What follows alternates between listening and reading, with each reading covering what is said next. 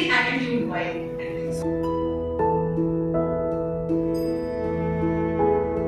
But when that soul can identify its consciousness with God, the creator of the law of karma, that royal soul cannot be punished by judging law. Therefore, one can escape the law of karma by identifying himself with God.